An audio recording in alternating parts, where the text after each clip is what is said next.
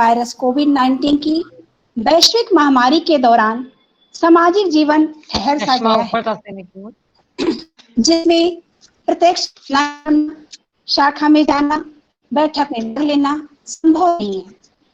ऐसी परिस्थिति में समिति का कार्य सतत चलता है, इसलिए हम लोग इस ई शाखा के माध्यम से अपने कर्तव्य पथ पर निरंतर अग्रसर हो रहे हैं। चरैवेति चरैवेति, इसी के परिप्रेक्ष्य में आज सभी बहनों का इस काशी गोरक्ष प्रांत के वैदिक वर्ग में अभिनंदन है, स्वागत है। इस बौद्धिक वर्ग का शुभारंभ सुभाषित द्वारा करने हेतु कविता जी चंदौली जिला सारे प्रमुख से आग्रह करती हूँ। कविता दीदी जी। राष्ट्रस्य सुदृढ़ा शक्ति समाजस्य च धारिणी भारते संस्कृता नारी मता नारायणी सदा। अर्थात भारत देश में राष्ट्र की सुदृढ़ शक्ति समाज को धारण करने वाली सुसंस्कारित नारी सदैव देवी लक्ष्मी स्वरूपा के समान मानी गई हैं। अमृत बच्चन अंजलि जी जौनपुर जिला कार्रवाई का। जी हरिओम। लोगों को यदि आत्मनिर्भर बनने की शिक्षा न दी जाए तो सारे संसार की दौलत से भी भारत के एक छोटे से गांव की सहायता नहीं की जा सकती। शिक्षा प्रदान हमारा पहला कार्य होना चाहिए। नैतिक तथा बौद्धिक दोनों ही प्रकार की शिक्षा का मतलब यह नहीं है कि तुम्हारे दिमाग में ऐसी बहुत सी बातें इस तरह ठूस दी जाए कि अंतर्द्वंद होने लगे और तुम्हारा दिमाग उन्हें जीवन भर पचा न सके। इस शिक्षा से हम अपना जीवन निर्माण कर सकें और मनुष्य बन सके, चरित्र गठन कर सकें और विचारों का सामंजस्य कर सकें, वही वास्तव में शिक्षा कहलाने योग्य है। स्वामी विवेकानंद जी। बहुत ही गर्व का विषय है कि आज हमारे मध्य माननीय सुनीता हल्देकर जी उपस्थित हैं। आपके परिचय हेतु मैं गोरक्ष प्रांत कार्रवाई का प्रतिष्ठा जी से अनुरोध करती हूँ। हरिओम। बहुत ही हर्ष का विषय है कि इस विपरीत परिस्थिति में भी हमारे मध्य मार्गदर्शन के लिए उपस्थित हैं माननीय सुनीता हल्देकर जी। आप मूलतः महाराष्ट्र के संभाजी नगर की निवासी हैं। आपने लाइब्रेरी साइंस में डिप्लोमा एवं राजनीति शास्त्र में एमए किया है। आपने राष्ट्र सेविका समिति की प्रचारिका के नाते से संपूर्ण जीवन राष्ट्र कार्य के लिए समर्पित किया है। इस कड़ी में 1985 से 1990 तक महाराष्ट्र में प्रचारिका के नाते से कार्य किया। 1990 से 2006 तक असम में प्रांत प्रचारिका और क्षेत्र प्रचारिका के दायित्व का निर्वहन किया और 2006 से 2009 तक अखिल भारतीय सह सेवा प्रमुख, 2009 से 2019 तक अखिल भारतीय संपर्क प्रमुख के दायित्व का निर्वहन की और वर्तमान में अखिल भारतीय सह कार्यपालिका के दायित्व का निर्वहन कर रही हैं। आपका केंद्र गुवाहाटी है। आज का आपका विषय है प्रार्थना का। एकल गीत प्रयाग महानगर शारीरिक प्रमुख मोमी के द्वारा। के स्वर हमारे प्राण की झनकार जननी, प्रार्थना के स्वर हमारे प्राण की झनकार जननी। एक रस में हम मिले हैं जन हृदय के तारे जननी, प्रार्थना के स्वर हमारे प्राण की झनकार जननी। हिंदू कुश योगी शिला मिल ब्रह्म नद जा सिंधु से जुट रहे हैं संगठन की भूमि के आधार जननी। प्रार्थना के स्वर हमारे, प्राण की झंकार जननी। दर्प में झूमता है आत्महंता विश्व है, शांति का प्यासा मनुज है, शक्ति से लाचार जननी। प्रार्थना के स्वर हमारे, प्राण की झंकार जननी। जानते हैं सब हृदय में निर्बलों की शक्ति तुम, शीघ्र चरणों में गिरेगा नम्र हो संसार जननी। प्रार्थना के स्वर हमारे, प्राण की झंकार जननी।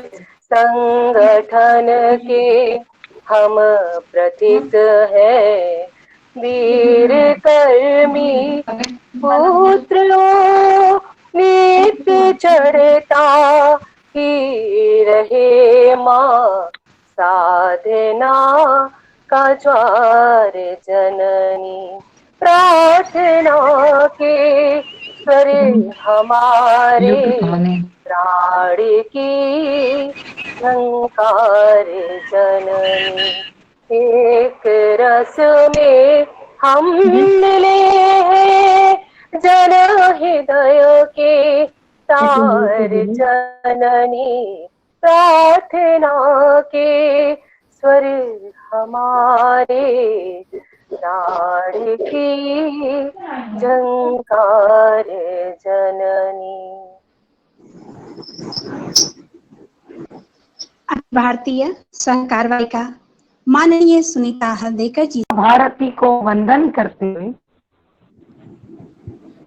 आज के इस बौद्धिक सत्र में उपस्थित सभी माननीय अधिकारीगण एवं सभी आत्मीय प्रिय कार्यकर्ता बहनों,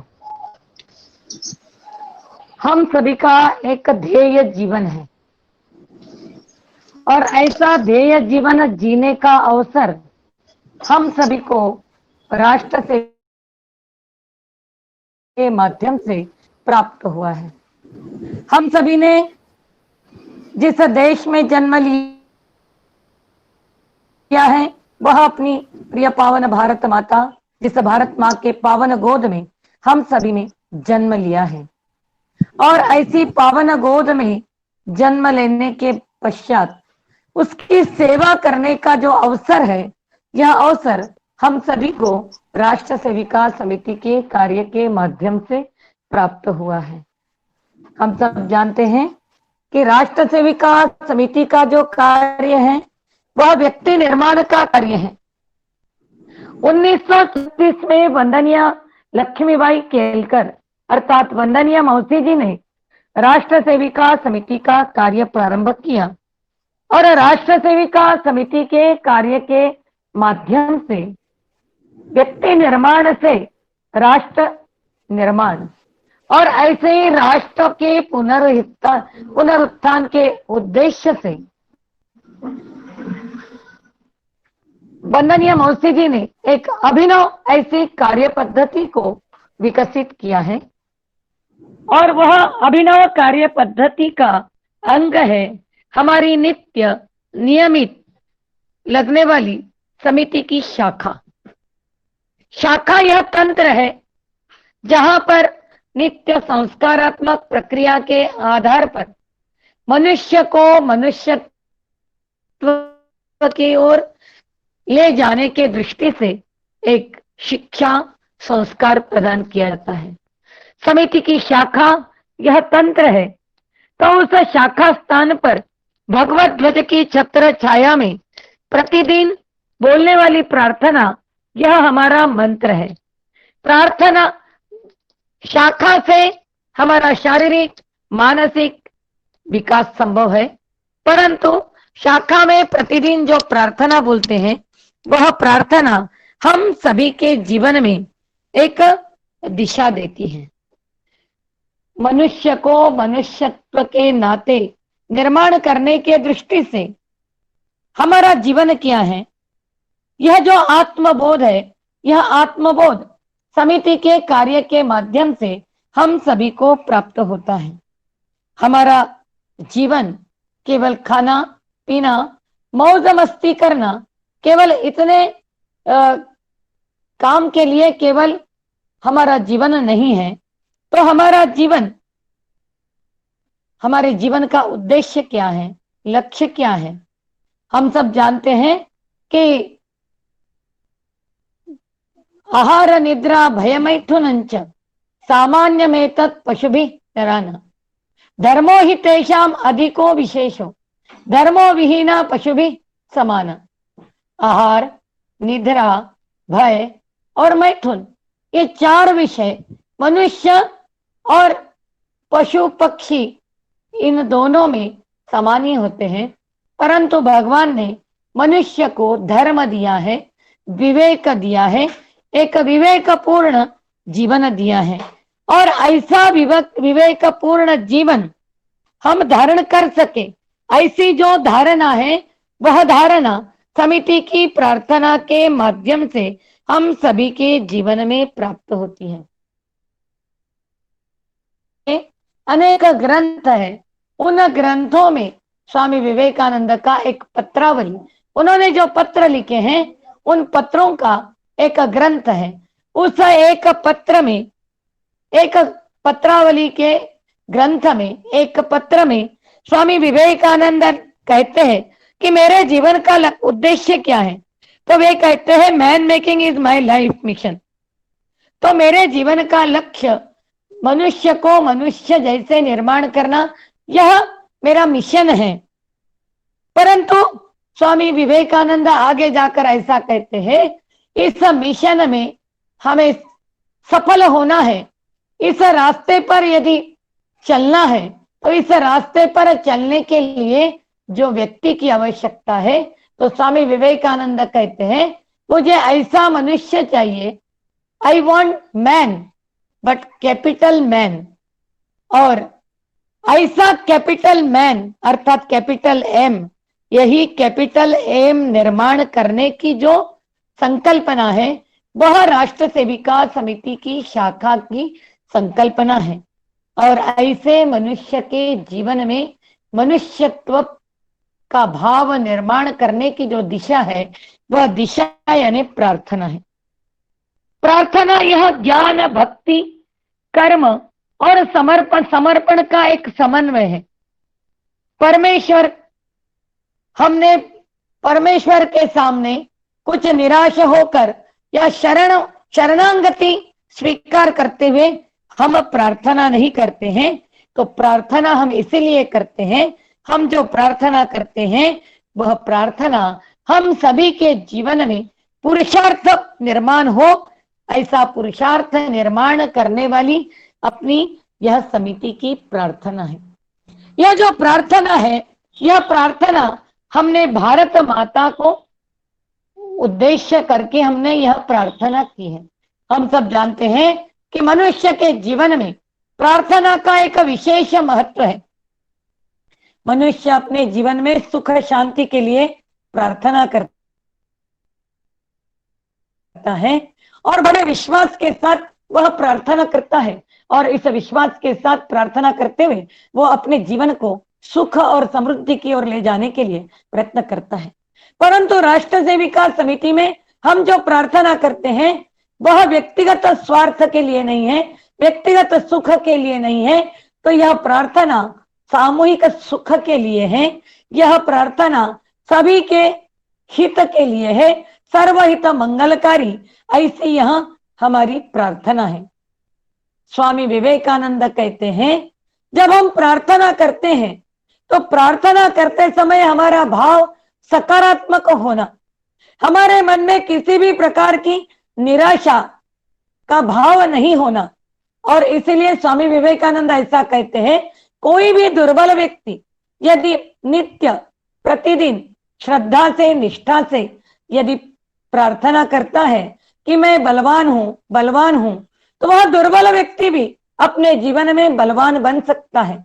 इसी प्रकार हम सब भी प्रतिदिन शाखा स्थान पर बड़े श्रद्धा से हम सकारात्मक भाव लेकर हम प्रार्थना करते हैं, और यह हमारी जो प्रार्थना है वह प्रार्थना हमारी सामूहिक शक्ति उपासना है।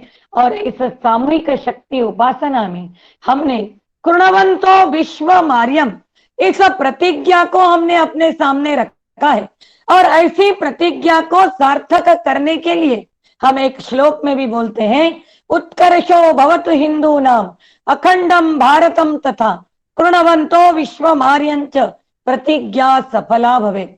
यदि इस प्रतिज्ञा को सार्थक करना है तो उत्कर्षो भवतु हिंदूनाम, तब हिंदू संस्कृति का, हिंदू राष्ट्र का उत्कर्ष होने की आवश्यकता है। तब भारत अखंड बनेगा, और जब भारत अखंड बनेगा तो ही कृणवंतो विश्व मार्यम, यह प्रतिज्ञा सार्थक हो सकती है। स्वामी विवेकानंद ऐसा कहते हैं कि हर राष्ट्र की अपनी एक संस्कृति होती है, हर राष्ट्र का अपना एक इतिहास होता है, हर राष्ट्र की अपनी गौरवशाली परंपराएं होती है, हर राष्ट्र का एक संकल्प होता है, हर राष्ट्र का एक संदेश होता है। भारतवर्ष की संस्कृति एक श्रेष्ठ संस्कृति है, चिरंजीवी संस्कृति है, शाश्वत संस्कृति है, जिस संस्कृति का नाम है हिंदू संस्कृति। भारत का इतिहास गौरवशाली इतिहास है। हमारे देश में हजारों वर्षों का गुलामी का इतिहास हो सकता है, परंतु हमारा जो इतिहास है वह एक विजुगिषु प्रवृत्ति का इतिहास है। और इसलिए ऐसे विजुगिषु प्रवृत्ति का पुरुषार्थ निर्माण करने वाला ऐसा गौरवशाली हमारा इतिहास है। हर राष्ट्र का एक संकल्प होता है। हमारा संकल्प क्या है? तो सर्वहित मंगलकारी, अर्थात सर्वे भवन्तु सुखिनः, सर्वे सन्तु निरामयात्, सर्वे भद्राणि पश्यन्तु मा कश्चित् दुःख भाग् भवेत्। सभी सुखी हो, सभी निरामय हो, सब में हो सद्भावना, निशिदिन प्रतिपल हिंदू करते सबकी मंगल भावना। यह हमारे हर भारतवासियों का संकल्प है। और भारतवर्ष का संदेश क्या है? तो कृणवंतो विश्व मार्यम। और ऐसे कृणवंतो विश्व मार्यम, इस प्रतिज्ञा को सार्थक करने के लिए व्यक्ति का निर्माण, चरित्र का निर्माण, और इसे सच्चरित्र के आधार पर व्यक्ति और प्रार्थना कौन लिखे हैं, कब लिखे हैं, यह इतिहास जो है, यह सारा जो विषय है, यह प्रार्थना का बहिरंग है। हम सब जानते हैं कि राष्ट्र सेविका समिति का कार्य 1936 में प्रारंभ हुआ महाराष्ट्र के वर्धा में। तब महाराष्ट्र में ही यह काम प्रारंभ होने के कारण प्रारंभ में स्वातंत्र वीर सावरकर जी द्वारा लिखित एक श्लोक वह अंत में बोला जाता था। बाद में एक वर्धा के ही एक स्वयंसेवक संघ के और समिति के भावार्थ को ध्यान में रखते हुए उन्होंने एक मराठी में प्रार्थना रचना की गई करके दी थी। और यही प्रार्थना अंत में सेविकाएं भगवत ध्वज के सम्मुख गाती थी। परंतु हम सब जानते हैं 1940 के बाद, और यह अपना जो काम है 42 के बाद धीरे धीरे मध्य प्रदेश अर्थात अलग अलग प्रांत में विस्तार होने लगा। और मन चालू रहा, धीरे धीरे वह जब अपना काम अन्य अन्य प्रांतों में विस्तार होने लगा, तब आवश्यकता लगी कि अपना यह जो कार्य है, यह विश्व कल्याण का कार्य है। यह विश्व कल्याण के लिए हमारा यह संकल्प है। तो यह जो प्रार्थना है वह हमारी जो प्राचीन भाषा है, जो हमारी वैदिक भाषा है, जो हमारी सनातन भाषा है, जो हमारी सब भाषा की जननी प्रकृत भाषा संस्कृत, ऐसी संस्कृत भाषा में अपनी प्रार्थना होनी चाहिए, ऐसा विचार वंदनीय मौसी जी और उस समय की कार्यकर्ताओं के मन में निर्माण हो रहा था। और उसी समय अत्यंत छोटे आयु की माननीय कुसुमताई साठे, उनकी माँ, वह भी समिति की कार्यकर्ता थी, माई परांजपे, अत्यंत निष्ठावान, हिंदुत्व निष्ठ ऐसी कार्यकर्ता थी। उनकी यह बेटी थी, यह संस्कृत विद्वान थी, शास्त्री थी, कोविद थी, और अत्यंत छोटे आयु में जब उनको प्रार्थना लिखने के लिए दिया था, तब उनकी आयु केवल 25 वर्ष की थी। और उस आयु में वंदनीय मौसी जी ने उनको बताया था कि समिति के कार्य की जो संकल्पना है, जो भावार्थ है, इस भावार्थ को आपको संस्कृत भाषा में प्रकट करना है। मौसी जी ने उनको समय दिया था, परंतु केवल 9 वर्ष के अंदर वंदनीय माननीय कुसुमताई साठे समिति के कार्य के साथ इतनी तादात्म्य हो गई, तो उन्होंने जो वंदनीय मौसी जी के जीवन की जो ध्येय संकल्पना थी, वह ध्येय संकल्पना को उन्होंने इतने सुंदर शब्द में, इस संस्कृत भाषा में अत्यंत कम समय में उन्होंने इसको प्रकट किया। और 1945 में अपना अखिल भारतीय वर्ग हुआ, और उस वर्ग में अपने यहाँ कराची से जेठी दीवानी और ऐसी अनेक सेविका बहनें, हिंदी भाषी बहनें उस वर्ग में आई थी। मध्य प्रदेश या अलग अलग प्रांतों से बहनें आई थी, और उसके कारण तब से अपनी यह जो प्रार्थना है वह संस्कृत भाषा में बोलना प्रारंभ हुआ। और इसीलिए अपनी प्रार्थना यह माननीय कुसुमताई साठे ने लिखी है, और कुसुमताई साठे जी का यह जन्म शताब्दी वर्ष है, और उनके जन्म शताब्दी वर्ष भी है, और इस प्रार्थना को रचना करने के लिए 75 वर्ष भी हो रहे हैं। और इसलिए इस प्रार्थना के केवल शब्दार्थ को नहीं, उसके भावार्थ को और उसके गर्भित अर्थ को सेविकाएं अच्छी से जाने, और उस गर्भित अर्थ में डूबते हुए वह अपने जीवन में एक ध्येय संकल्प लेकर चले। और इसीलिए ही इस वर्ष पूरे भारतवर्ष में समिति की प्रार्थना का भावार्थ यह विषय लेकर पूरे भारतवर्ष में हर प्रांत में बौद्धिक वर्गों के माध्यम से यह एक अभियान चल रहा है।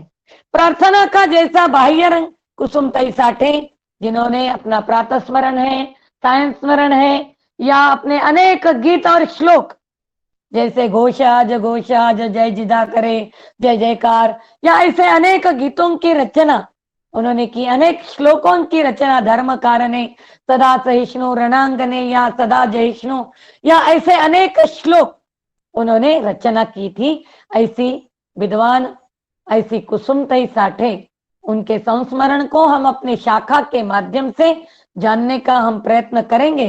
परंतु आज के इस बौद्धिक सत्र में हम उनका स्मरण करते हुए, उनका जीवन माने ही प्रार्थना है, और इसलिए प्रार्थना के भावार्थ को हम समझेंगे तो कुसुमताई जी के जीवन को भी हम जान पाएंगे, और कुसुमताई के जीवन को हम जान पाएंगे तो समिति की प्रार्थना को भी हम जान सकेंगे और समझ सकेंगे। समिति की प्रार्थना को समझ सकेंगे तो इस ध्येय संकल्पना के साथ भी हम एक रूप हो पाएंगे। इसलिए प्रार्थना का जो अंतरंग है, वह अंतरंग क्या है? तो अंतरंग है वह शब्दार्थ, और उस शब्द के पीछे जो भाव है, जो अपने हृदय, अभी हमने गीत गाया, प्रार्थना के स्वर हमारे प्राण की झंकार जननी, तो वह जो प्रार्थना का स्वर है, प्रार्थना का एक शब्द है, एक एक शब्द हमारे हृदय की एक तार है, और वह हमारे जीवन में हमने हृदयंगम करना है। और इसलिए जब तक हम उस शब्दार्थों को नहीं समझेंगे, उस भावार्थ को नहीं समझेंगे, तब तक समिति कार्य क्या है, उस ध्येय संकल्पना को भी हम समझ नहीं पाएंगे, और उसके साथ भी हम एक रूप नहीं हो पाएंगे।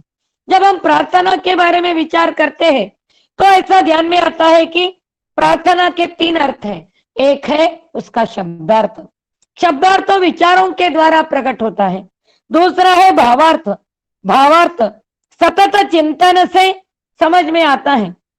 और गर्भित अर्थ, गर्भित अर्थ जब उस भावार्थ का हम गहरा चिंतन करते हैं और उस गहराई में जाते हुए उस प्रार्थना के साथ हम एकात्म होकर कटिबद्ध होकर हम उस प्रार्थना के बारे में अपने जीवन में अनुभूति करते हैं, तब वह होता है गर्भित अर्थ। तो शब्दार्थ विचारों से समझ में आता है, भावार्थ चिंतन से समझ में आता है, और गर्भित अर्थ गहराई से चिंतन करते हुए अनुभूति के साथ प्रार्थना में एकात्म होने से उसका गर्भित अर्थ समझ में आता है। जब हम प्रार्थना के बारे में हम विचार करते हैं तो प्रार्थना में मूलतः 5 बिंदु हमारे आंखों के सामने आते हैं। एक तो हमारी जो प्रार्थना है वह प्रार्थना हम निस्वार्थ भाव से करते हैं। हमारा कार्य ईश्वरीय कार्य है, पूज्य माँ की अर्चना का एक छोटा उपकरण हूं। इस भाव से, इस निस्वार्थ भाव से प्रार्थना करना। दूसरी बात है, हमारी प्रार्थना में सामूहिक शक्ति उपासना का भाव है, इसलिए वयम का भाव है। अपने जीवन को वयम से, अहम से वयम तक ले जाना, अपने जीवन में इस प्रार्थना को आत्मसात करते हुए, उसके साथ तादात्म्य होते हुए अपने जीवन की सप्तपदी तक हमें पहुंचना है। जीवन की सप्तपदी व्यक्ति, परिवार, आसपास रहने वाला समूह, समाज, राष्ट्र, विश्व और ब्रह्मांड, और आगे जाकर चीटी। यह चीटी की अनुभूति ही उसका गर्भित अर्थ है। तीसरा बिंदु है, अपनी प्रार्थना का केंद्र बिंदु है अपनी भारत माता, और चौथा बिंदु है अपनी प्रार्थना यह मातृत्व का भाव विकसित करने वाली ऐसी यह प्रार्थना। और ऐसी प्रार्थना में हम सब जानते हैं कि 5 चरण हैं, और उस 5 चरणों में हम सब जानते हैं कि सबसे अंतिम चरण जो है वह चरण अपनी ध्येय संकल्पना को प्रकट करता है। 5वां जो चरण है उसमें ऐसा कहा है कि वयम भावी तेजस्वी राष्ट्रस्य धन्याः जनन्यो भवेमेति ध्येयाशिषम्। हम इस तेजस्वी भारत का निर्माण करने वाली ऐसी हम धन्य जननी बने, यह हम भारत माता के लिए हम आशीर्वाद मांग रहे हैं। जनन्यो भवेमेति ध्येयाशिषम्, हम ऐसी धन्य जननी बने। जननी यह केवल एक जैविक प्रक्रिया नहीं है। एक जीव को जन्म देने से मातृत्व प्रदान नहीं होता है, तो उस जीव में शिवत्व, देवत्व और दिव्यत्व निर्माण करने की प्रक्रिया का ही नाम है मातृत्व। और ऐसा मातृत्व भाव निर्माण करना, और यह मातृत्व भाव निर्माण करने से ही हमारे मन में संपूर्ण हिंदू समाज यह पुत्रवत देखने का दृष्टिकोण हम सभी को प्राप्त हो सकता है। स्वामी राम तीर्थ एक बार अमेरिका में गए थे। अमेरिका के उनके एक प्रवचन में, प्रवचन समाप्त होने के बाद एक अमेरिकन गोरी महिला स्वामी जी के पास आई और उनको बताई कि मैं जीवन में बहुत दुखी हूं। मेरे जीवन में मेरा छोटा सा एक शिशु, मेरा एक पुत्र था, और वह अत्यल्प आयु में उसकी मृत्यु हुई है, और मैं जीवन में दुखी हूं, और मुझे क्या आप सुख दे सकते हो? स्वामी रामतीर्थ ने बताया, जरूर माते, मैं तुमको सुख दे सकता हूं, परंतु तुमको कल आना पड़ेगा। दूसरे दिन स्वामी जी उनको बुलाते हैं, और वह महिला जिस समय बुलाते हैं उस समय पहुंचती है। स्वामी जी के पास एक छोटा सा 1 साल का शिशु, निग्रो अनाथ बालक उनके पास होता है, और स्वामी रामतीर्थ उस माता को कहते हैं, माते तुमको सुख चाहिए ना, तो तुम इस बालक को अपने गोद में उठा लो, इस पुत्र को अपने छाती को आलिंगन लगा दो। तो वह माता कहती है कि यह कैसा संभव है? वो निग्रो है, मैं गोरी हूं। हम सभी को मालूम है काले और गोरों का इतिहास आज भी समाप्त नहीं हुआ है, यह भेद। और इसीलिए इजराइल का इतिहास हमको पता है। तो स्वामी राम तीर्थ उस महिला को कहते हैं जिस माँ के पास मातृ हृदय नहीं है, जिस माँ के पास गोरे और कालों का भेद है, वह माँ अपने जीवन में सुख कैसे प्राप्त कर सकती है। और यह प्रसंग बताते हुए स्वामी राम तीर्थ सभी भारतवासियों को संदेश देते हैं कि हम सभी को भी इस भारत माता के साथ एकात्म होने की आवश्यकता है। और जब तक इस भारत माता के साथ हम एकात्म तादात्म्य नहीं होंगे, तब तक कब हो सकता है, जब तक हमारा मातृ हृदय नहीं है। और जब हमारा मातृ हृदय होता है, तब यह समाज मेरा अपना है, इस समाज का सुख दुख मेरा अपना है। यह जो संवेदना है, यह जो स्पंदन है, यह हमारे मन में निर्माण होता है। तभी हम ऐसी धन्य जननी हम बन सकते हैं। हमारे देश में ऐसी अनेक धन्य जननियों के जीवन है। माता अदिति हो सकती है, माता मदालसा हो सकती है। वो हर पुत्र को संदेश देती है, शुद्धोसी बुद्धोसी निरंजनोसी। उसके जीवन की आत्म ज्योति को प्रज्वलित करती है। वंदनीय मौसी जी को भी अपने संतानों में ऐसी आत्म ज्योति को प्रज्वलित करने वाली ऐसी श्रेष्ठ मातृत्व की संकल्पना वंदनीय मौसी जी के मन में थी। और इसीलिए ही वंदनीय मौसी जी ने अपनी प्रार्थना में ऐसा हम सभी को संदेश दिया है कि वयम भावी तेजस्वी राष्ट्रस्य धन्याः जनन्यो भवे मेति देह्याशिषम्, कि हम ऐसे तेजस्वी राष्ट्र निर्माण करने वाली ऐसी हम धन्य जननी बने। योगी अरविंद जी की शिष्या श्री माँ भी कहती है, केवल एक जीव को जन्म देने से मातृत्व नहीं होता है, तो उस जीव में शिवत्व, देवत्व और दिव्यत्व निर्माण करने की प्रक्रिया का ही नाम मातृत्व है। और इसलिए ऐसे श्रेष्ठ मातृत्व के माध्यम से ही इस भारतवर्ष को अखंड बनाने का संकल्प, अर्थात तेजस्वी भारत की संकल्पना, यह तेजस्वी भारत की संकल्पना केवल ईटा माटी से या केवल हमें एक इमारत खड़ी नहीं करनी है। तो हमारी तेजस्वी भारत की संकल्पना क्या है? हम सब जानते हैं कि एक समय हमारा भारत तेजस्वी था। ज्ञान के, विज्ञान के हर क्षेत्र में भारत ने समग्र दुनिया को मार्गदर्शन किया था। और ऐसा सबको मार्गदर्शन करने वाला भारत हमारे यहाँ ऐसा कहा जाता था कि मनुष्य कैसे, हमारे देश की प्रामाणिकता, कैसा सत्य जीवन हमारे देश में था। और इस आधार पर हमने दुनिया को अपने जीवन दर्शन के आधार पर, जीवन मूल्यों के आधार पर हमने समग्र दुनिया को मार्गदर्शन किया था। और इसलिए ऐसा सभी सुखी हो, सभी निरोगी, सब में हो सद्भावना, निशिदिन प्रतिपल हिंदू करते सबकी मंगल कामना। तो ऐसा भारत निर्माण करना, यही हमारी तेजस्वी भारत की संकल्पना है।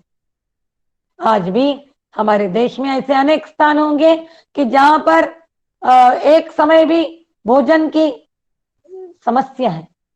मुझे याद है, मैं 1989 में मैं उड़ीसा में थी मैं, और उड़ीसा के प्रवास में मैं बहुत बार वनवासी क्षेत्र में प्रवास होता था। ऐसे ही कालाहंडी नाम के एक जगह पर गई थी। उस स्थान पर जाने के बाद मैंने अनुभव किया कि छोटे छोटे वह वनवासी बालक है, लिखने के लिए स्लेट नहीं है, पेंसिल नहीं है, वे बालक जमीन पर क ख ग लिख रहे हैं। यह दृश्य देखकर मन में बहुत पीड़ा हुई। क्या यही हमारा स्वतंत्र भारत है कि जिस स्वतंत्र भारत में 50 वर्ष के बाद भी हमारे देश में हमारे कुछ ऐसे भाग है कि जहां पर बच्चों को लिखने के लिए स्लेट नहीं है, पेंसिल नहीं है। जिस परिवार में 2 महिलाएं बाहर निकलने के लिए केवल एक ही वस्त्र, हम इसकी कल्पना भी नहीं कर सकते हैं। और हमारी तेजस्वी भारत की संकल्पना क्या है? तो हमारे देश में कोई भूखा न रहे, कोई विवस्त्र न रहे। खुदीराम बोस जब फांसी के फंदे पर गए थे, तब फांसी के फंदे पर चढ़ते हुए खुदीराम बोस ने एक गीत गाया था। उस गीत में उन्होंने गाया था एक बार विदाई दो माँ खुरी आशी। वो गीत में कहता है कि माँ मुझे एक बार विदाई दो, मैं 9 महीने के बाद फिर से तुम्हारे गोद में मैं जन्म लूंगा, और माँ तुम मुझे पहचान नहीं पाओगी तो तुम मेरे गले में फांसी के चिन्ह देखना, वही तुम्हारा खुदीम राम है। और आगे जाकर जैसे वो फांसी के फंदे पर उसका फंदा तैयार होता है, तब वह गीत गाता है, जिस दिन भूखे बच्चों को भूखा न सुलाया जाएगा, उस दिन मेरे गीतों का त्योहार मनाया जाएगा। बस हमारे देश के इस स्वतंत्रता के लिए, इस संस्कृति के संवर्धन रक्षण के लिए इस देश में दधीची ने तो अपनी अस्थियों को ही विसर्जन किया। ऐसे अनेक लोगों ने अपने प्राण त्याग किए, बलिदान किए, और ऐसे हजारों त्याग बलिदानों की परंपराओं ने इस भारत की तेजस्विता को अखंड रखा है। हम सब भी अपने इस कर्तृत्व, नेतृत्व और मातृत्व के गुणों के आधार पर हम भी इस तेजस्विता को, जो तेजस्विता 2000 वर्षों की गुलामी ने समाप्त की थी, उस तेजस्विता को हम जागृत करने का हम कार्य कर रहे हैं। और इसीलिए इस चरण में कहते हैं, यह संकल्पना को यदि साध्य करना है तो हमें सुशीला, सुधीरा, समर्था, समेता, अर्थात हमें शीलवान, चरित्रवान बनना है। हमारा आत्मबल, आत्म तेज और हमारा आत्मविश्वास, इन 3 त्रिगुणात्मक शक्ति के आधार पर हम अपने अंदर वह विजिगिष प्रवृत्ति हम निर्माण कर सकते हैं। हम उसके कारण ही अपना चरित्र, सच्चरित्र निर्माण कर सकते हैं। और इसलिए हम प्रार्थना में कहते हैं, सुशीला, हमें कैसे बनना है? तो सुशीला बनना है, शीलम परम भूषणम, तो सुशीला। आगे हम कहते हैं सुधीरा, हमको धैर्यशाली भी बनना है।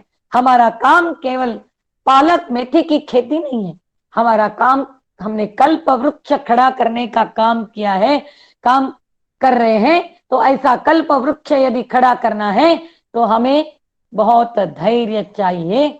इसलिए धृति, यह गुण हमारे अंदर चाहिए। धृति से हमारी धारणा बनती है, और इसीलिए हमारे जीवन में हमको धृति चाहिए, धीरज चाहिए। हम सब जानते हैं कि निरंतर हमको यह साधना करनी पड़ेगी, हमारी यह निरंतर साधना है। और इसीलिए जैसे नदी भी निरंतर बहती रहती है, उसका धर्म क्या है? तो निरंतर बहना, यह उसका धर्म है। वो निरंतर बहती है, अंत में सागर को जाकर मिलती है। और पहले जब उसका उगम स्थान होता है, उसका प्रवाह अत्यंत छोटा होता है, और वह बहते बहते अनेक संकटों को पार करती है, अनेक विघ्नों को पार करती है। कांटे, पत्थर, पहाड़, तूफानों को वो टक्कर देते देते अंत में सागर को जाकर मिलती हैं। और जब सागर को जाकर मिलती हैं तो एक बार तो सागर को बड़ा आश्चर्य लगता है कि कितना धैर्य है इस नदी में। तो वो सागर नदी को पूछता है कि तुमको आज की भाषा में तुम बोर नहीं होती है क्या? कभी हमको लगता है ना, क्या रोज रोज शाखा में जाना कितना बोर होता है, ऐसे भी बहुत बार बोलते हैं कि क्या वही वही सुनना। परंतु वैसे ही सागर ने नदी को पूछा, तुम रोज रोज क्या बहती हो? तो और यहाँ तक आने के बाद भी तुमको क्या मिलता है? तो जब तुम्हारा पानी नदी में है तब मीठा है, परंतु तुम मेरे से आकर मिलती हो तो तुम्हारा पानी खारा बनता है। पानी चाहिए, ऐसा सामर्थ्य हम इस भारत माँ के पास मांग रहे हैं। और आगे हम कह रहे हैं कि जो दुष्ट शक्ति है, विघातक शक्ति है, उनको भी पहचानने की ताकत, उनको भी पहचानने का सामर्थ्य तुम हमको दो। समर्था, ऐसी सामर्थ्यशाली शक्ति हम भारत माता के पास मांग रहे हैं। और केवल उनको पहचानने का सामर्थ्य नहीं, तो उनको परास्त करने का भी सामर्थ्य हम सभी को तुम प्रदान कर। और इसीलिए हम कहते हैं कि इच्छा शक्ति, ज्ञान शक्ति और क्रिया शक्ति, इस त्रिगुणात्मक शक्ति का सामर्थ्य तुम हमारे मन में, तुम हमारे अंदर निर्माण कर। और आगे जाकर हम कहते हैं समेता, हमको संगठित होना पड़ेगा।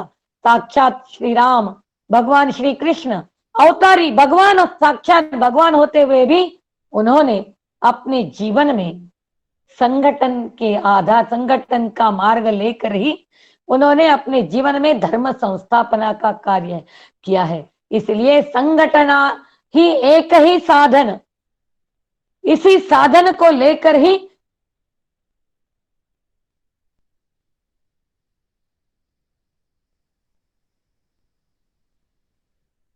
हमें जाना पड़ेगा।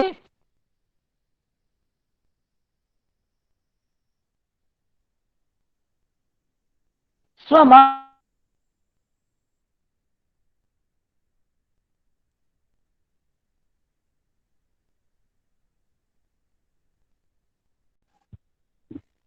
हाँ नमस्कार, हाँ नमस्कार। हाँ दीदी, दीदी सुन रहे ना? सुन रहे ना? बोलिए। हाँ सुन रहे। तो स्वधर्मे स्वमार्गे परम श्रद्धया, तो धर्म का आधार लेकर हमें चलना पड़ेगा। और इसीलिए हम कहते हैं कि स्वधर्मे स्वमार्गे परम श्रद्धया। हमारे हम सब जानते हैं कि भारत का आत्मा धर्म है, और इसलिए इस धर्म का आधार लेकर ही हम समग्र विकास कर सकते हैं। धर्म के कारण ही धारणा बनती है, और धारणा से ही समग्र विकास संभव होता है।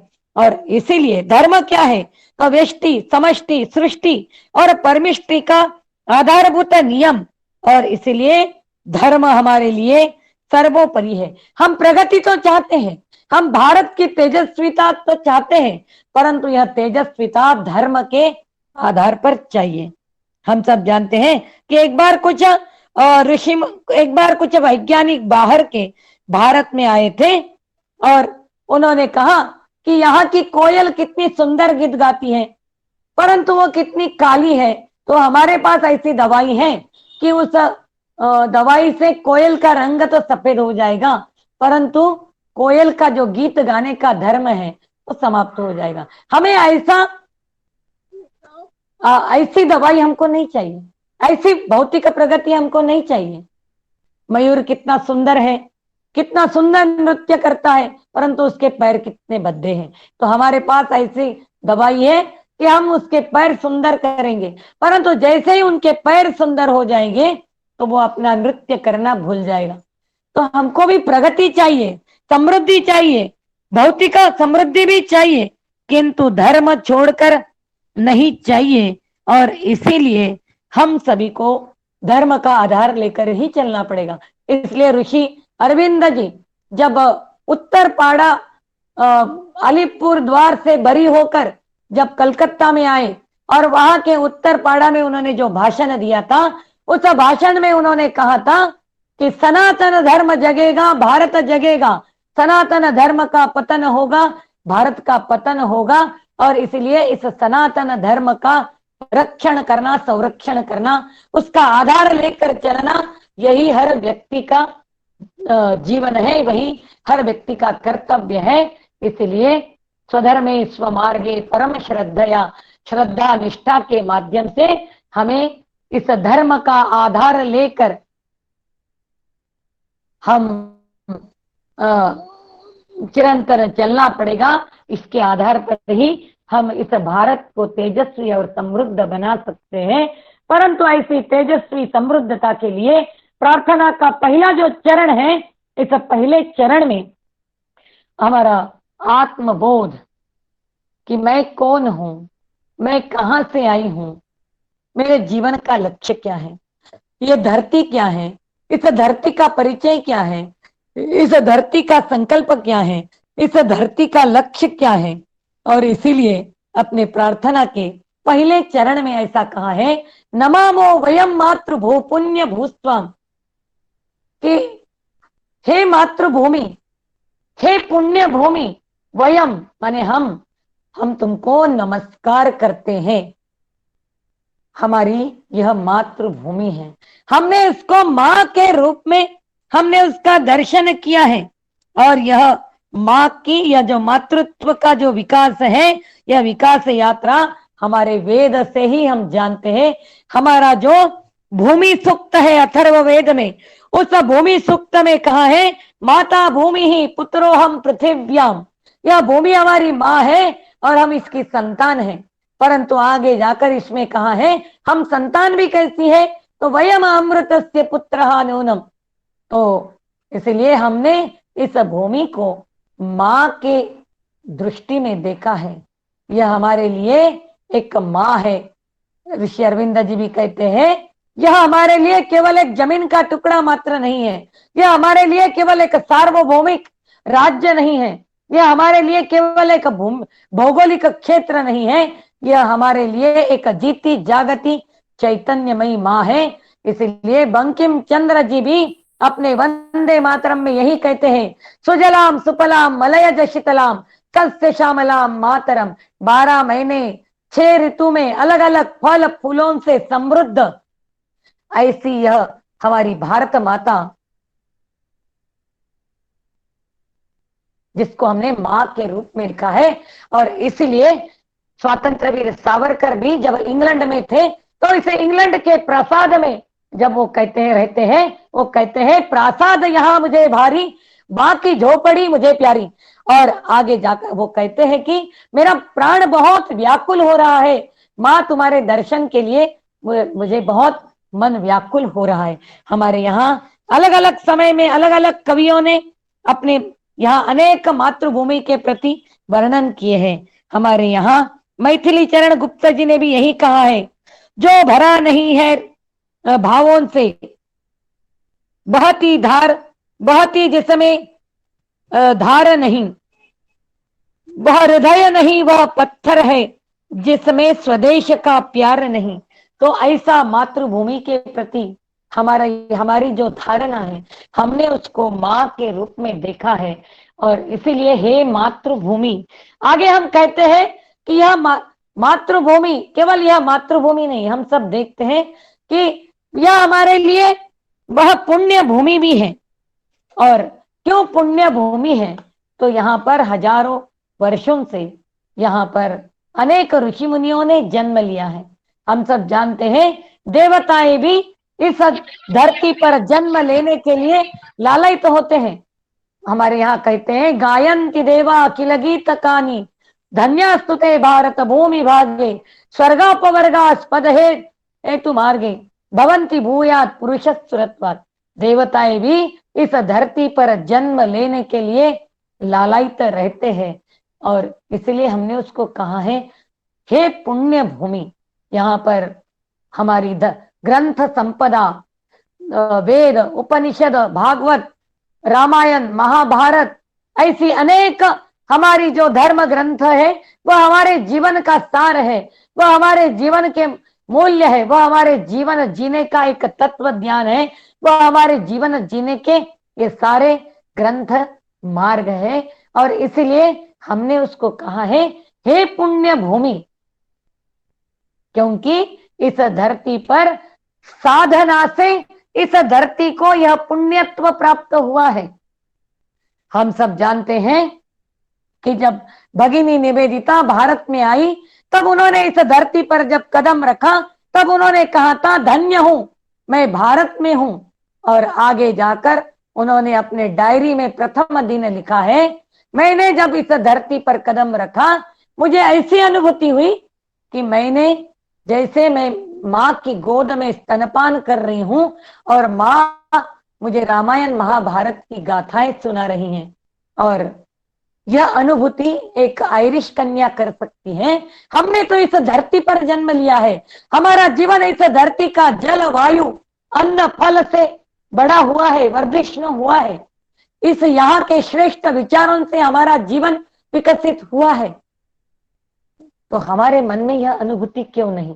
तो यह अनुभूति हमारे मन में भी आना, यही हमारे प्रार्थना का भावार्थ है। और इसलिए हमारी प्रार्थना में हम कहते हैं हे पुण्य भूमि। हम सब जानते हैं कि बिस्मिल्लाह खान काशी में नदी गंगा के किनारे साधना करते थे शहनाई की।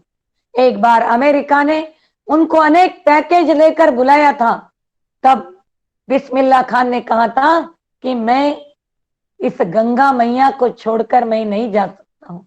तो अमेरिका के लोगों ने कहा था आप एक बोतल में जल लेकर आओ, गंगा का पानी तो हमेशा ही शुद्ध होता है। तो बिस्मिल्लाह खान कहते हैं कि भारत, इस गंगा के किनारे में जो साधना करता हूं, यह जो माँ के गोद में साधना करने की अनुभूति है, वह मुझे अमेरिका के इस भोगवादी भौतिकवादी इस धरती पर प्राप्त नहीं हो सकती है। और हम सब जानते हैं बिस्मिल्लाह खान नहीं गए।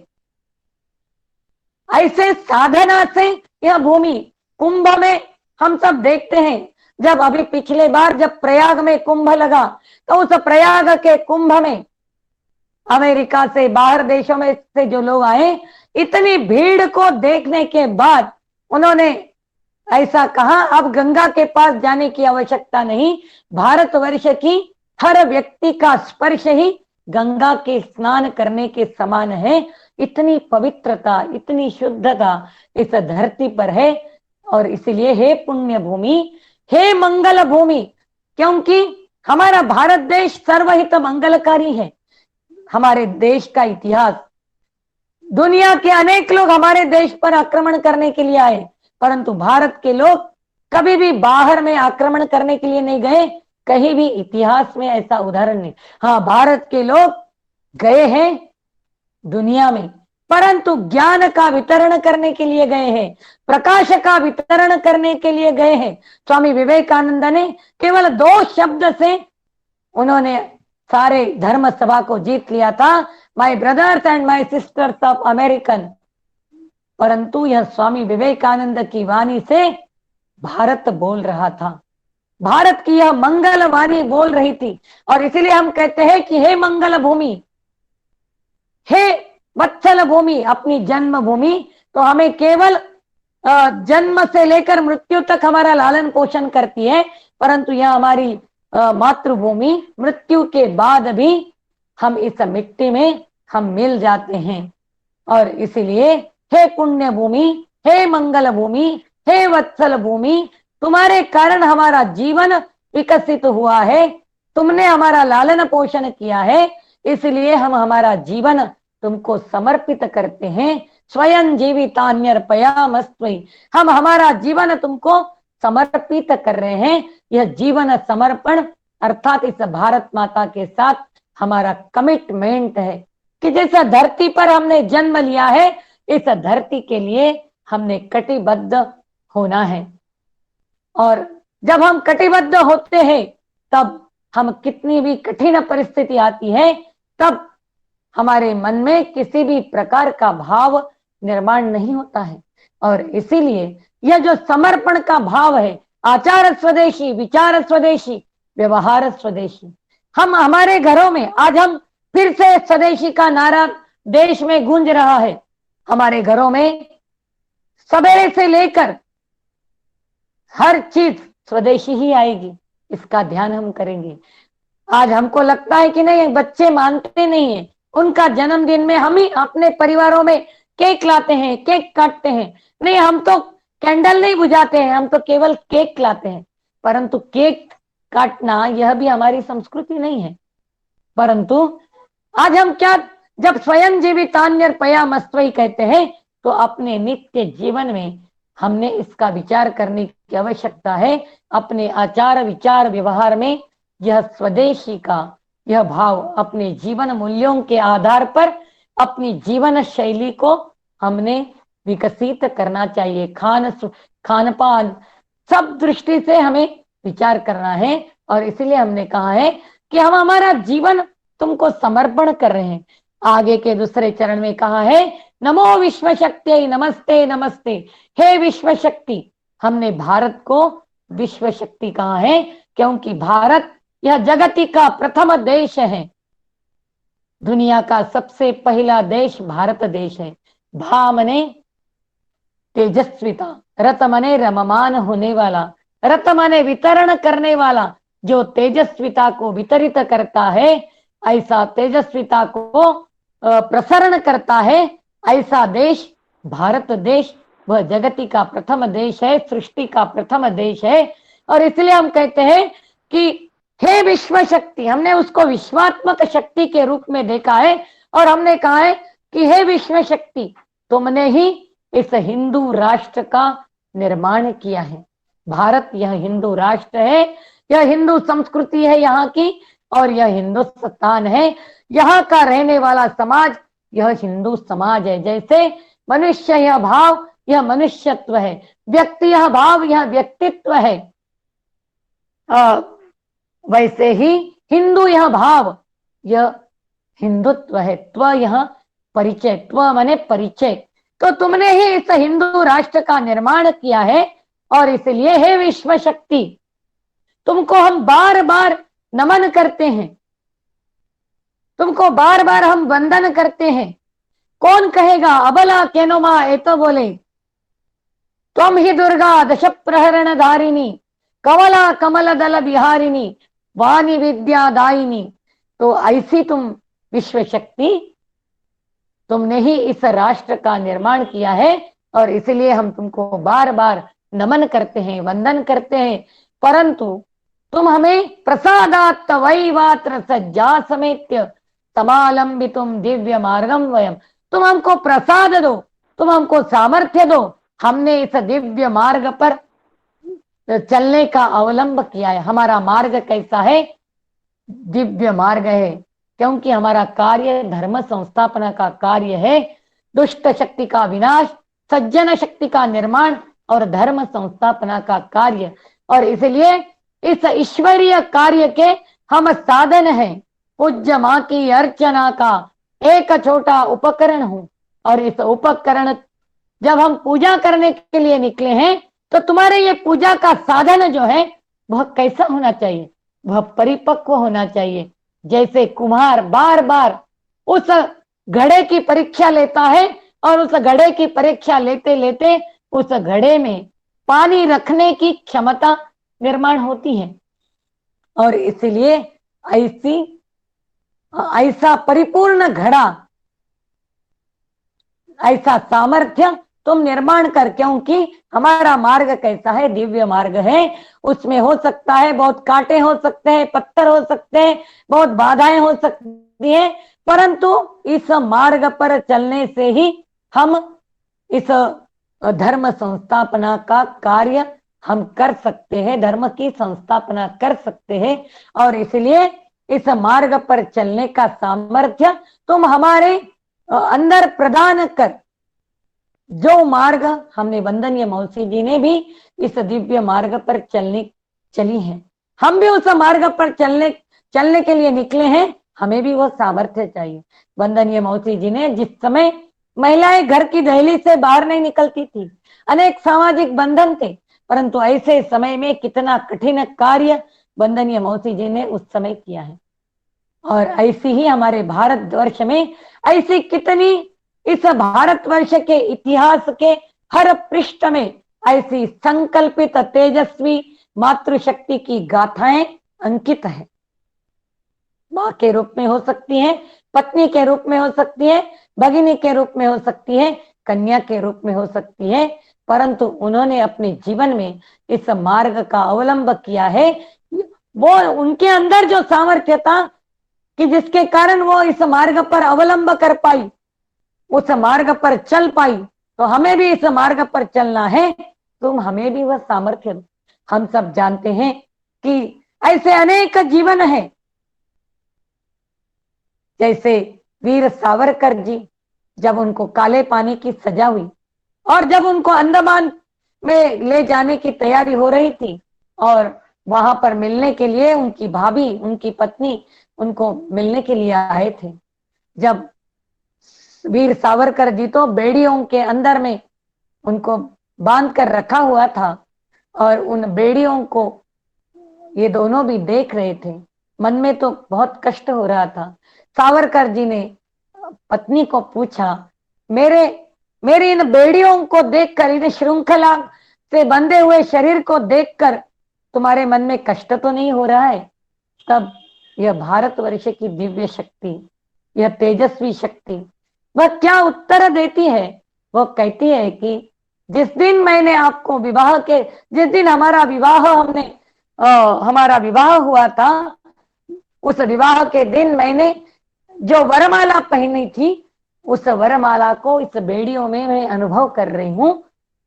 यह है भारतीय नारी का जीवन, और आगे जाकर स्वातंत्रवीर सावरकर जी भाभी के आंख में आंसू को देखकर वो कहते हैं, भाभी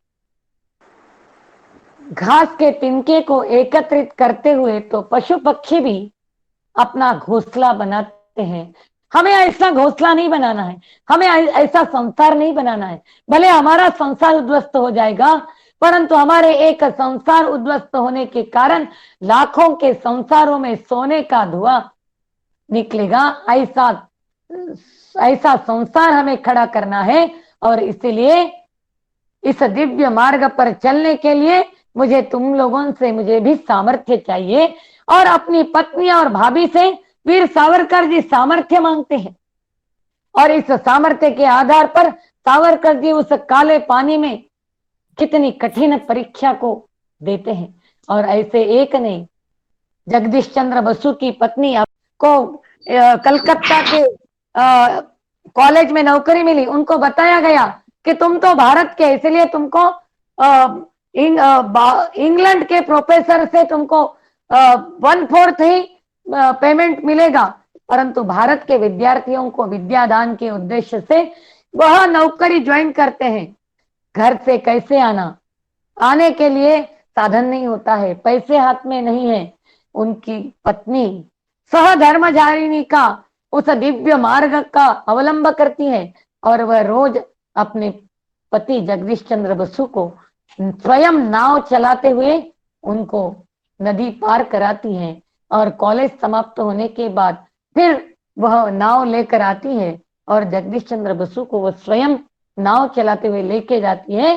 तो हम सभी के अंदर में भी ऐसा सामर्थ्य निर्माण करना है, और ऐसा सामर्थ्य ही हमारी निर्माण करना, यही हमारे प्रार्थना का इस द्वितीय चरण का भावार्थ है कि हमारा मार्ग कैसा है, तो दिव्य मार्ग है।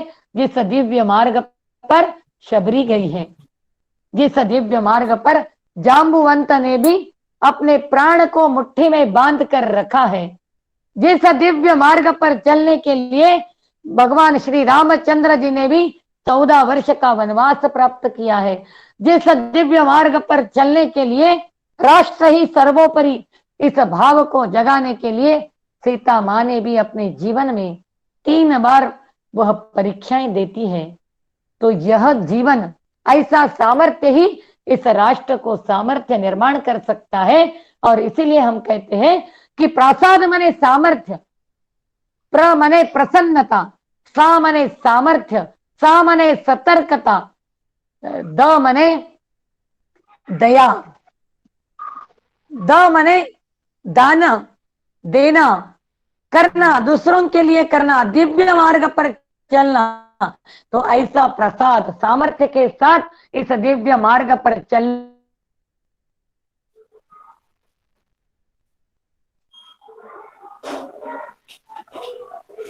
और तीसरे चरण में हम कहते हैं कि समुन्नामितम येन राष्ट्रन्न एतत् पुरोयस्य नम्रम समग्रं जगत्, कि तुम जिसके कारण समग्र विश्व तुम्हारे सामने नतमस्तक होता था। समुन्नामितम येन राष्ट्रन्न एतत् पुरोयस्य नम्रम समग्र, तुम्हारे सामने एक समय सारा विश्व नतमस्तक होता था। किस कारण तुम्हारे सामने विश्व नतमस्तक होता था? ऐसा दिव्य चारित्र्य, ऐसा दिव्य पावित्र्य, ऐसा सतीत्व तुम तुम्हारी प्रिय कन्याओं को, प्रियाभ्य सुताभ्य प्रयत्तांबते, तुम्हारी प्रिय कन्याओं को तुम प्रदान कर।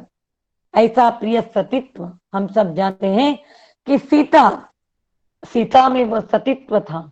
हम सब जानते हैं वह सावित्री, उस सावित्री जैसा सतीत्व, वह सीता जैसा सतीत्व, ऐसे अनेक जीवन, वह अहल्या, ऐसे अनेक जीवन, ऐसा जीवन हम सभी का भी बने। और इसलिए हम कह रहे हैं कि जिस सामर्थ्य के आधार पर सारा विश्व तुम्हारे सामने नतमस्तक होता था, ऐसा सामर्थ्य तुम्हारी प्रिय कन्याओं को प्रदान कर, जिस आधार पर चौथे चरण में हम कहते हैं समुत्पादयास्मासु शक्तिम सुदिव्याम दुराचार दुर्वृत्ति विध्वंसिनीम, तुम हमारे अंदर ऐसी शक्ति उत्पादन कर जिस शक्ति के आधार पर हम हमारे मन में जो दुराचार है, जो दुष्प्रवृत्ति है, उस दुराचार दुष्प्रवृत्ति को हम दूर कर पाएंगे। हम सब जानते हैं कि आज दुराचार, अत्याचार, स्वैराचार, वैराचार, हिंसाचार, यह सारे जो है यह दुराचार और दुष्प्रवृत्ति है। जब तक यह दुराचार और इस दुष्प्रवृत्ति को हम दूर नहीं कर पाएंगे, तब तक हम इस देश को तेजस्विता की ओर नहीं ले जा सकते हैं। और इसलिए हमने कहा है कि तुम हमारे अंदर ऐसी शक्ति उत्पादन कर, जिस शक्ति के आधार पर हम समाज में, हम इस आधार पर हम इस दुराचार दुष्प्रवृत्ति को दूर करते हुए हम एक शक्तिशाली ऐसा राष्ट्र हम निर्माण कर सकेंगे। और इसलिए हम कह रहे हैं कि तुम हमारे अंदर ऐसी शक्ति निर्माण कर कि जिस शक्ति के आधार पर हमारे मन में जो दुराचार दुष्प्रवृत्ति है उसको हम दूर कर पाए सकेंगे। और आगे हमने कहा है पिता पुत्र भ्रातृंश्च भर्तारमेवं सुमार्गम प्रति प्रेरयन्ति मिह। पिता पुत्र भ्रातृंश्च भर्तारमेवं, कि पिता पुत्र भ्रातृंश्च और भर्तारमेवं, हम वंदनीय मौसी जी भी हमेशा कहती थी, स्त्री यह संसार रूपी परिवार की वह सारथ्य करने वाली सारथी है। तो हम इन चारों भूमिकाओं को निभाते हुए इस प्रकार का सारथ्य निर्माण करने की शक्ति तुम हमको दो। हम सब देखते हैं कि हमारे भारतवर्ष में ऐसे अनेक उदाहरण हैं। पुणे में एक स्वाति गाडगिल नाम से एक महिला है, और वह जब छोटी थी बाल्यावस्था में उनको एक जीवन में एक स्वप्न था, मैं बड़ी हो जाऊंगी, मैं सैनिक बनूंगी, मैं सीमा पर रक्षण करने के लिए जाऊंगी। परंतु वो स्वप्न उनका साकार नहीं हो पाया। परंतु जब उनका विवाह हुआ, विवाह के समय में जो 7 फेरे लगते हैं, उस 7 फेरे के समय में हर सप्तपदी के फेरे में वह यही संकल्प करती है, मैं यह जीवन धारण कर रही हूँ, मेरे जीवन की यात्रा क्या है। और सच में जब उनको जब बेटा हुआ, उस बेटे के वो हर बार कहानी बताते हुए यही बताती थी कि बेटा तुमको सैनिक बनना है और सैनिक बनकर तुमको देश का रक्षण करना है। और वह बेटा उनका बड़ा हुआ और वह पायलट फाइटर बना, और पायलट फाइटर बना उसी समय अमेरिका में 2011 में हमला हुआ था। और उस हमला के समय में अलग अलग देशों से मदद मांगी थी, अनेक फाइटर पायलट विमानों को बुलाया गया था। तब भारत के इस युवक को भेजा गया, परंतु जैसे ही विमान टेकअप हुआ और विमान टेकअप होते ही वो विमान जलकर उद्ध्वस्त हुआ, तब इस माँ के मन में कष्ट हुआ। सबको मन में ऐसा लगा कि शायद पायलट का ही दोष है, परंतु इस माँ ने उसका पूरा जांच करने के लिए दिया। जब जांच करने के बाद पता चला उसका जब मैन्युफैक्चरिंग में ही उसकी कुछ फॉल्ट रहे, उसके कारण कुछ गलतियां होने के कारण ही वह विमान जलकर उद्ध्वस्त हुआ। इतने में वह महिला रुकती नहीं है, वह कहती है कि मेरा एक बेटा चला गया तो चला गया, परंतु मैं इस देश के युवक युवतियों में सैनिक की भावना निर्माण करने के लिए मैं सैनिक स्कूल चलाऊंगी। और वह सैनिक स्कूल आज भी पुणे में सिंहगढ़ के पास एक सैनिक स्कूल चलाती है एक भारत की महिला। यह है भारत की महिला का जीवन चरित्र। हम सब जानते हैं कारगिल युद्ध के समय में भी एक उड़ीसा का सैनिक घर में छुट्टी लेकर आया, महीने भर की छुट्टी मिलती है, और घर में आया तो माता पिता ने उनकी विवाह की तैयारी की। और जैसे ही उनका विवाह का दिन नजदीक आ रहा था, 4 दिन पहले ही उनको टेलीग्राम आता है कि तुमको वापस आना है और कारगिल में युद्ध प्रारंभ हो रहा है। उस भारत की नववधु के मन में क्या विचार आए होंगे, हम कल्पना करिए। हम 2 महीने से लॉकडाउन में हैं, हमारे मन की कितनी अस्थिरता होती है, कितनी बेचैनी होती है। परंतु वह भारत की नववधु कहती है हम समय के पूर्व ही अपना विवाह संपन्न हो जाएगा, और आप युद्ध में चले जाइए। और समय पूर्व 4 दिन पहले ही विवाह होता है और वह उनको युद्ध पर भेजती है। 8-10 दिन के पश्चात ही उनका शव घर में आता है। तो वह भारत की नववधु, कोई भी नववधु, उनके जीवन में कितने स्वप्न होते हैं, परंतु यह भारत की नववधु वो कहती है मैंने मेरा श्रृंगार भारत माँ के लिए समर्पण किया है। तो यह है भारत का सतीत्व। और इसलिए भारत में ऐसी अनेक महिलाएं जिन्होंने अपने पति को प्रेरणा दी। भारत में ऐसी अनेक जिजा माता है, उन्होंने अपने पुत्रों को प्रेरणा दी। राम जन्मभूमि के आंदोलन में भी हमने देखा है, जब राम कोठारी, शरद कोठारी शहीद होते हैं तो उनकी मां कहती है और मुझे पुत्र होते तो मैं राम के कार्य के लिए मैं समर्पित करती, मेरा दुर्भाग्य है मेरे पास और देने के लिए पुत्र नहीं। हम सब जानते हैं पिछले वर्ष एक कैप्टन की मृत्यु हुई, शहीद हुए, उनकी पत्नी भी पुलिस ऑफिसर है और जिस दिन वह शहीद हुए उसी दिन उनको बेटा हुआ। 3 दिन का छोटा सा बेटा को लेकर वह अपने पति का दाह संस्कार करती है और इस युग की मदालसा अपने बेटे के कान में मंत्र देती है, शुद्धोसी बुद्धोसी निरंजनोसी, बेटा तुमको मैंने धरती पर क्यों लाया है, पिताजी का जो अधूरा कार्य है वह तुमको पूरा करना है। तो यह है भारतीय नारी का चरित्र। इस प्रकार का चरित्र हम सभी को समिति की शाखा के संस्कारों के माध्यम से निर्माण करना है। यह हमारे प्रार्थना की दिशा है, यह हमारी प्रार्थना का भावार्थ है। और इसलिए हम कहते हैं कि पिता पुत्र भ्रातृश्च भर्तारमेवं सुमार्गम प्रति प्रेरयन्ति।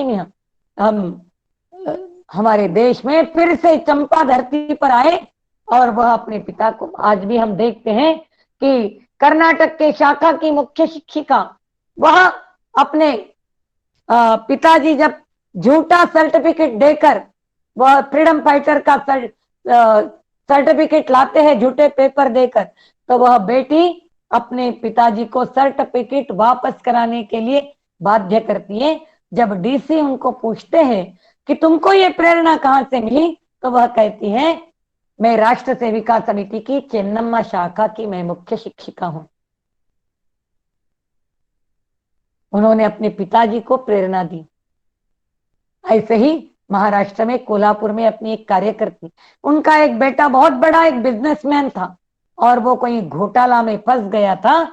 उनके मन में बहुत दुख होता था, मेरा बेटा ने घोटाला किया है, मेरे बेटा ने मेरे दूध को लजाया है, और उनके मन में बहुत कष्ट होता था। बेटा के ऊपर वारंट था। एक दिन बेटा रात में 12 बजे दरवाजा ठकठकाता है, घर में आता है, माँ उनको घर के अंदर लेती है, उनको खाने पीने के लिए देती है, अपना कर्तव्य निभाती है, सोने के लिए भेजती है और वह दूसरे कमरे में जाकर पुलिस को फोन करती है कि आप जिस व्यक्ति को वारंट लगाए हैं वह व्यक्ति मेरा बेटा है और वो घर में आया है, आप उसको अरेस्ट करने के लिए आइए। पुलिस को बड़ा आश्चर्य लगा। पुलिस ने बताया कुछ नहीं, आप थोड़ा सा पैसा देकर उनको छोड़ दीजिए। वो बोलती है समिति की शाखा में मैं सेविका हूं और हमें सच्चरित्र निर्माण करने के लिए वहां संस्कार दिए जाते हैं, तो मुझे ऐसा पुत्र नहीं चाहिए। क्या केवल अहिल्याबाई का जीवन केवल एक इतिहास के लिए है कि वो अपने बेटे को हाथी के पैर के नीचे कुचलती है? मुझे ऐसा पुत्र नहीं चाहिए। तो आज भी समिति की शाखाओं के माध्यम से, इस प्रकार संस्कारों के माध्यम से हम अनुभव कर रहे हैं कि किस प्रकार का सामर्थ्य महिलाओं में निर्माण होता है। और इसीलिए आज हम सभी को अपनी क्रिया शक्ति को बढ़ाने की आवश्यकता है। इस प्रकार का जीवन चरित्र हम सभी को निर्माण करने की आवश्यकता है। और इसीलिए राष्ट्र सेविका समिति का कार्य क्या है? तो हमें राष्ट्र सेविका समिति के माध्यम से आज 3 दृष्टिकोण स्थापित करने की आवश्यकता है। पहला दृष्टिकोण है जैसे परद्रव्येषु आत्मवत् सर्वभूतेषु एषा धर्म सनातन, कि मातृवत परदारेषु, हर स्त्री को मां के रूप में देखने का दृष्टिकोण हम सभी को स्थापित करने की अवश्य है। हमारे देश में प्रियंका, डॉक्टर प्रियंका जी या 2 साल की 4 साल की नन्ही सी बालिकाएं सुरक्षित और सुरक्षित नहीं बनेगी। और इस देखने का दृष्टिकोण समाज में समाप्त हो रहा है और इसलिए ऐसा दृष्टिकोण समिति के संस्कारों के माध्यम से देना है। यही मातृवत दृष्टिकोण देने का भावार्थ, समिति की प्रार्थना का भावार्थ है। दूसरा है परद्रव्येषु लोष्टवत्, दूसरों का धन काट के टुकड़ों के समान है। जब हम भ्रष्टाचार की बात करते हैं, काले धन की बात करते हैं, हम दुराचार दुर्वृत्ति की बात करते हैं ना, तो परद्रव्येषु लोष्टवत्, दूसरों का धन काट के टुकड़ों के समान है। दृष्टिकोण समाज तब होगा हमारे देश का यह काला धन है, यह भ्रष्टाचार है, हम समाप्त कर पाएंगे।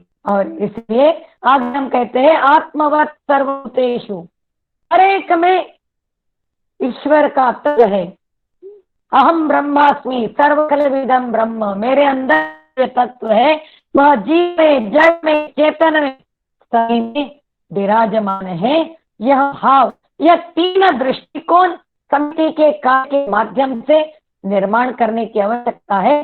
और इसीलिए अपनी प्रार्थना और इस प्रार्थना के माध्यम से हम सभी क्या कर सकते हैं, ऐसा कहते हैं कि ये businessman thinks about year to year. एक बिजनेसमैन अपने के बारे में प्लान करता है, एक political thinks about election to election, election से इलेक्शन पीरियड तक उसका प्लान रहता है। Diplomatic man thinks about decades to decade, वो अपना, उनका ध्येय दोनों होता है, उतने समय के लिए वो अपना प्लान करता है। पर social form thinks about generation to generation. ऐसे अनेक जीवन है जिनको हमने माँ के, पत्नी के, विनी के और स्वयं ऐसे अनेक जीवन, दुर्गावती, लक्ष्मीबाई, ऐसे अनेक जीवन जो है जिनको हमने देखा है। इन्होंने जनरेशन टू जनरेशन, हम सावित्रीबाई फुले कहिए या अबला बसु कहिए, रानी रासमणी कहिए या मातंगी नजरा कहिए, और भी अनेक जीवन कहिए, तो इन जीवन ने जनरेशन टू जनरेशन करके गए हैं। परंतु हम साधारण व्यक्ति हैं। A common people thinks about day to day life। हम अपने प्रतिदिन जीवन में, हम अपने जीवन में किस प्रकार धर्म, संस्कृति और नैतिकता के आधार पर अपने जीवन शैली को विकसित कर सकते हैं। और ऐसे जीवन शैली को विकसित करने से ही हम अपने अंदर उस शक्ति का निर्माण कर सकते हैं। इस शक्ति के आधार पर ही पूरे अपने भारत को फिर से अखंड बना सकते हैं। अपना भारत अखंड बनेगा, वह तेजस्वी बनेगा। जब भारत तेजस्वी बनेगा तो वह सारे विश्व को मार्गदर्शन करने का क्षमता अपने आप हासिल कर पाएगा। आज हम देख रहे हैं कि समग्र आज कोरोना के इस महामारी के समय में सारा विश्व भारत की ओर देख रहा है। भारत योग, भारत आयुर्वेद, भारत का अध्यात्म, हर विषय के बारे में देशों में भारत की ओर देख रहे हैं। आज पश्चिम देश पूर्व की ओर देख रहे हैं और इसलिए हम सभी को भी अपने जीवन में आज कार्य करने के लिए हम सभी को भी अपने जीवन में इस भारत माता के साथ एक हो, वह स्पंदन लेकर हम सभी को भी अपने जीवन में हम करें राष्ट्र आराधन, तन से मन से धन से, तन मन धन जीवन से हम करें राष्ट्र आराधन, हम करें राष्ट्र आराधन। इस मानसिकता से इस प्रार्थना का भावार्थ, शब्दार्थ और उस गंभीर अर्थ को समझते हुए हम सब प्रतिदिन यह प्रार्थना, ये हमारा व्रत है और यह प्रार्थना पूर्ण राष्ट्र के सर्वांगीण विकास के लिए, उसकी अखंड भारत के लिए यह प्रार्थना है। इसलिए प्रार्थना में कहीं भी समिति है शब्द नहीं, प्रार्थना है। परंतु प्रार्थना संपूर्ण राष्ट्र के उत्कर्ष के लिए है और राष्ट्र के उत्कर्ष के माध्यम से कृणवंतो विस्तार्यं, इस प्रतिज्ञा को सार्थ करने के लिए हमारी यह प्रार्थना है। और इसीलिए ही इस प्रार्थना को समझते हुए हम सब भी अपने जीवन में इस प्रार्थना का व्रत हम ले और इस प्रार्थना को